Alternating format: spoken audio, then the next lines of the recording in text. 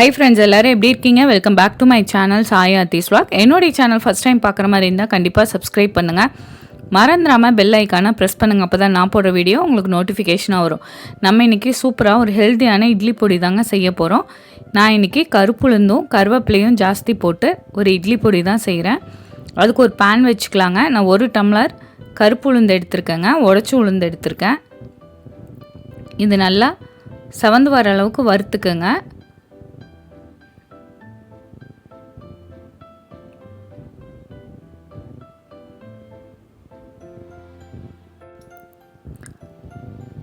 கருவேப்பிலை ஹேருக்கு ரொம்பவே நல்லது. ஆனால் நம்ம பொறுக்கி தான் வைப்போம்.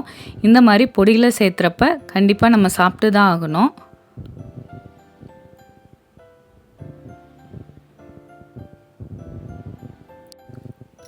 உளுந்து நல்லா செவந்து வரணுங்க, இல்லைன்னா பச்சை வாசனை அடிக்கும்.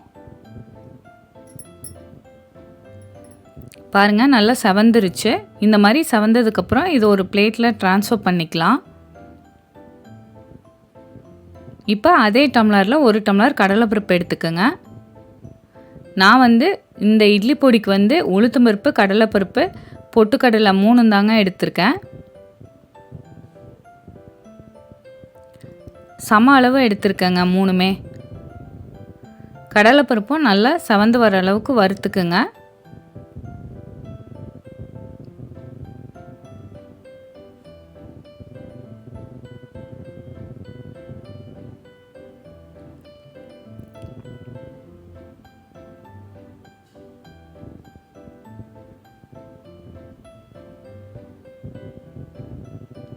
பாருங்கள், நல்லா செவந்துருச்சு.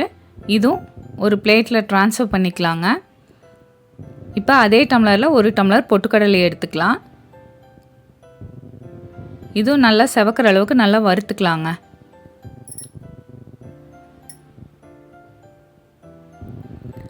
இந்த இட்லி பொடி செஞ்சு வச்சுட்டா நீங்கள் லஞ்ச் பாக்ஸு கூட ரைஸில் மிக்ஸ் பண்ணி கொடுக்கலாங்க.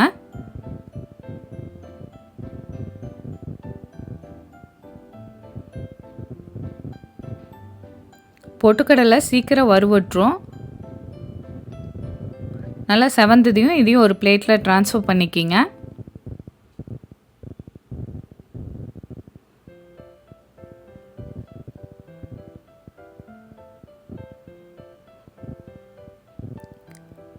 நான் எள்ளு 2 ஸ்பூன் எடுத்துருக்கேங்க. ஏற்கனவே வறுத்துட்டேன்.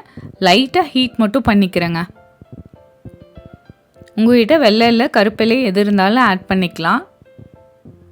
இப்போ சும்மா 1 டீஸ்பூன் எண்ணெய் ஊற்றிட்டு கருவேப்பிலை நான் 2 கைப்பிடி அளவு இதில் ஆட் பண்ணுறேங்க.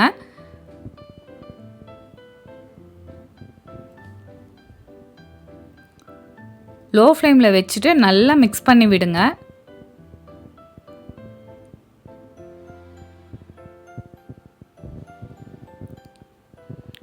பாருங்கள், இந்த மாதிரி நல்லா வறுவட்டுருக்கணும் கருவேப்பிலை. அப்போ தான் பொடி சீக்கிரம் வீணாகாது, டேஸ்ட்டும் நல்லாயிருக்கும். இப்போ இதையும் பிளேட்டில் ட்ரான்ஸ்ஃபர் பண்ணிவிட்டு இப்போ வரமிளகாய் ஆட் பண்ணிக்கலாங்க. உங்கள் காரத்துக்கு தகுந்த மாதிரி வரமிளகாய் ஆட் பண்ணிக்கிங்க. நான் காஷ்மீரி சில்லி கொஞ்சமும் நார்மல் வரமிளகாய் கொஞ்சம் ஆட் பண்ணுறேங்க. உங்கள் காரத்துக்கு தகுந்த மாதிரி நீங்கள் ஆட் பண்ணிக்கிங்க.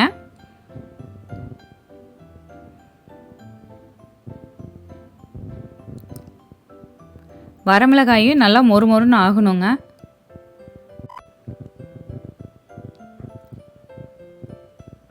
இப்போ வரமிளகாயும் வறுபட்டதுக்கப்புறம் நீங்கள் அது பிளேட்டில் ட்ரான்ஸ்ஃபர் பண்ணிக்கிங்க. நல்லா வறுத்துருக்கணுங்க. உடச்சா வரமிளகாய் நல்லா உடஞ்சிடணும், அந்தளவுக்கு வறுவடணும். அப்போ தான் பொடி நல்லா டேஸ்ட்டாக இருக்கும். நான் காமிக்கிறேன் பாருங்கள் வரமிளகாய் எந்த அளவுக்கு வறுத்துருக்குன்னு. தேவையான அளவு உப்பு ஆட் பண்ணிக்கலாம். பெருங்காயத்தூள் கொஞ்சம் ஆட் பண்ணிக்கிங்க. கட்டி பெருங்காயமாக இருந்தால் நெய்யில் வறுத்துட்டு ஆட் பண்ணுங்க. நான் தூள் பெருங்காயம் தான் ஆட் பண்ணுறேங்க.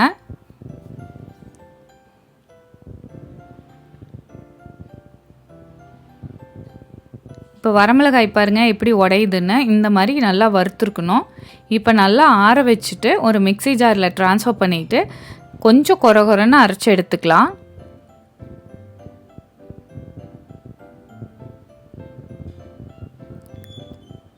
இது இட்லி, தோசை, ரைஸ்க்கு எல்லாத்துக்குமே சூப்பராக இருக்குங்க. ரொம்ப நைஸாக அரைக்க வேண்டாங்க, கொஞ்சம் கொரன்னு அரைச்சிக்கலாம். இந்த ஹெல்த்தியாக கருப்பு உளுந்து கருவேப்பிலை பொடியை கண்டிப்பாக ட்ரை பண்ணி பார்த்துட்டு கமெண்ட் பண்ணுங்கள். எல்லாத்தையும் நல்லா மிக்ஸ் பண்ணி விட்டுருங்க. மிக்ஸ் பண்ணி விட்டுட்டு ஏர்டைட் கண்டெய்னரில் ஸ்டோர் பண்ணி வச்சுக்கலாங்க. கண்டிப்பாக இதை ட்ரை பண்ணி பார்த்துட்டு கமெண்ட் பண்ணுங்கள், உங்கள் ஃப்ரெண்ட்ஸ்க்கு ஷேர் பண்ணுங்கள்.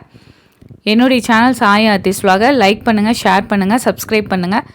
மறந்துடாமல் பெல் ஐக்கானை ப்ரெஸ் பண்ணுங்கள். அப்போ தான் நான் போடுற வீடியோ உங்களுக்கு நோட்டிஃபிகேஷனாக வரும். இன்னொரு இன்ட்ரெஸ்டிங் ஹெல்த்தியான ரெசிபியில் உங்களை மீட் பண்ணுறேன். Thank you so much. Have a good day.